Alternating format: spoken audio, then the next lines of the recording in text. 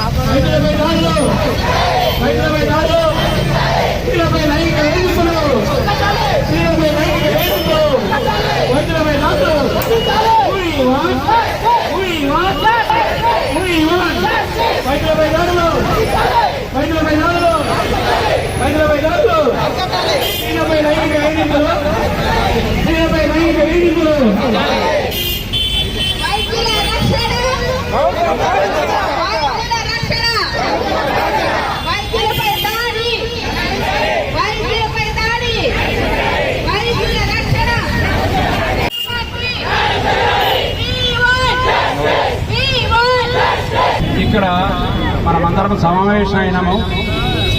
మన ప్రొటెస్ట్ జనాలకు అంటే పబ్లిక్ అవేర్నెస్ కొరకు దాని కొరకు మేమంతా ర్యాలీ చేసి అక్కడ హాస్పిటల్ దగ్గర కూడా మా అభిప్రాయాలను వ్యక్తం చేసినాము.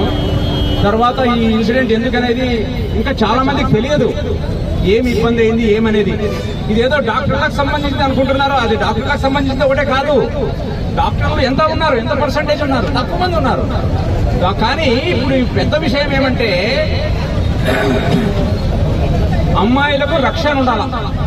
ఒకటి, ఇప్పుడు అందరూ చెప్తారు అమ్మాయిలకు రక్షణ ఉండాలంటే ఇంట్లో ఉండండి. సరే, వాళ్ళు ఇంట్లో ఉంటారు. రెండోది, పని చేసేదానికి వర్కింగ్ ప్లేస్ పోతారు.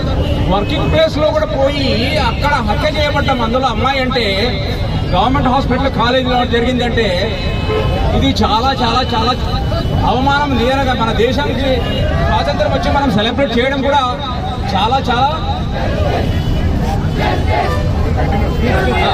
చాలా చాలా అమానుషం. అసలు ఇప్పుడు ఏదో ఒక 60-70 సంవత్సరాల వాళ్ళు ఏదో వ్యాధులు వచ్చి చనిపోవడం అంటే వేరే దొరుకుతుంది. ఎక్స్ప్లిసిట్ కంటెంట్ అంతా ఓటీటీలో ఈజీగా దొరుకుతుంది. మనం ఏమి 18 years ప్లస్ అని రాస్తారు, అందరికి ఈజీగా దొరుకుతుంది. దానిపైన కొద్దిగా government has to take something and make sure that కొద్దిగా ఎక్స్ప్లిసిట్ కంటెంట్ రియల్ గా ఏజ్ అయిన తర్వాతనే ఇవ్వాలి. ఒకటి.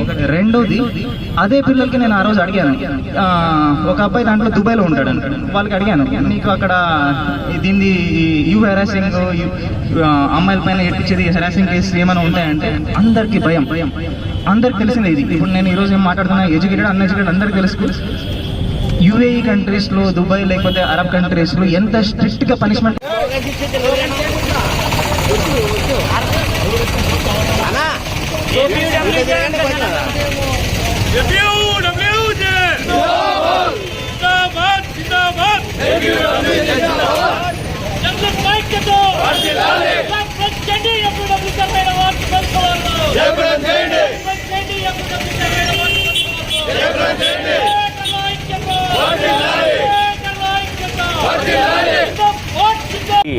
జర్నలిస్ట్ యూనియన్ ప్రతినిధులు మరియు టీవీ ప్రతినిధులు మరియు ఈ ప్రోగ్రామ్ను కొద్దిగా ఇక్కడ మనకు సహకారం ఇస్తూ మనల్ని సపోర్టు చేస్తూ వస్తున్న స్టూడెంట్ ఆర్గనైజేషన్స్, మిగతా మిత్రులు, సంఘాలు అందరికీ ఇప్పుడు మేడం గారు చెప్పినారు. మేము కోరుకునేది ఏమంటే, ఒకటే, డాక్టర్స్కు రాత్రి పోకూడదు, ఇది పోకూడదు, డ్యూటీలో ఉంటుంది, సీరియస్ ఉంటుంది, పోవాల్సి ఉంటుంది. ఒక కేసు ఎమర్జెన్సీ బ్లీడింగ్ అవుతుంటే పేషెంట్ షాక్లో ఉండాలంటే పోవాల్సి వస్తుంది. పక్కలు ఎవరున్నారు చూసుకోరు, వాళ్ళు పేషెంట్ గురించి ఆలోచిస్తారు, పరిగెత్తారు. జూనియర్ డాక్టర్లకు అంత నాలెడ్జ్ ఉండదు, ఎంతసేపు పని అన్నట్టే ఉంటుంది. వాళ్లకు ఈ తల్లిదండ్రులు పాపం డ్యూటీలో ఉంది, గవర్నమెంట్ హాస్పిటల్లో ఉంది, ఏం భయం లేదు అనే నమ్మకంతో పంపిస్తుంటారు వర్కింగ్ ప్లేస్కు. అక్కడ ఇట్లా జరగడం అనేది నిజంగానే మనకు చాలా చాలా చాలా అవమానకరం మన దేశానికి. ఇటువంటి ఇన్సిడెంట్స్ మనం ఊరినే మీటింగ్లు జరుపుతాము, ఏదో ఒక ప్రోగ్రామ్ జరపడం అని కాకుండా ముందు ముందు ఇటువంటివి జరగకుండా ఉండాలంటే మెజర్స్ తీసుకోవాల్సింది నేను ఇంతకుముందే చెప్పినట్టు